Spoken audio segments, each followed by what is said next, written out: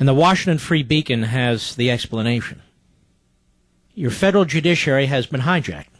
A shadowy network of wealthy liberal donors bankrolled an operation to pack one of America's most powerful courts with progressive judges, according to documents reviewed by the Washington Free Beacon. Now, the effort could prevent an Obamacare challenge from reaching the Supreme Court, legal experts say. The strategy to fill the D.C. Court of Appeals with left-leaning judges was aided by the American Constitution Society, a nonprofit group that promotes a progressive vision of the law. And the ACS is funded in part by the Democracy Alliance, a liberal donor network that funnels millions of dollars to a web of dark money member groups. During a fundraising presentation at the Democracy Alliance's meeting in Chicago this spring, the American Constitution Society, it should be called the American No Constitution Society, boasted about meeting its, quote, performance goals, which included helping to secure the Senate filibuster reform, quote unquote, that paved the way for reshaping the D.C. Circuit Court. The group said it, quote, advanced filibuster reform by highlighting the issue in national media and successfully leveraging attention to create outcry for confirmation of long-stalled D.C. Circuit nominees. The group also said it drafted and supplied materials that were used by Senate Democrats to advance the filibuster rule change. Experts argued these activities appeared to cross the line from education to lobbying, and I am certain the Obama IRS will want to look into this group, as it does all liberal law-breaking groups, allegedly.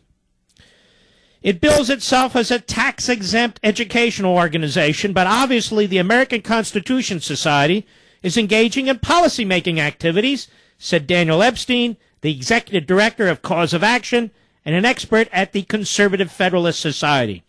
They created the intellectual arsenal behind so-called filibuster reform.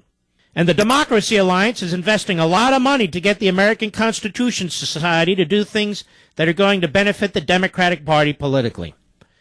That's okay. That's nonpartisan. The Democrat Party is our party. Like communist countries, they have one party. You can't have all these other parties. You can't get stuff done. You need a pen and a phone and one party. The People's Party. In a historic move, Senate Democrats used the so-called nuclear option last year to eliminate filibuster rules that allowed the Republican minority to hold up executive and judicial nominees, of course, which has been done almost from the beginning of time. But not now. We can't have it. Republicans have been blocking several nominees to this D.C. Court of Appeals, who they argued were radical judicial activists, and I looked at them, and they are. Prior to the filibuster reform, I don't know why they keep calling it filibuster reform when it's filibuster deform, the court was evenly divided between liberal-leaning, a.k.a. radical, and conservative-leaning, a.k.a. originalist, judges. After the nuclear option, additional progressive judges were added to the circuit. 3 of the judges were members of the group. The group noted that in its Democracy Alliance presentation.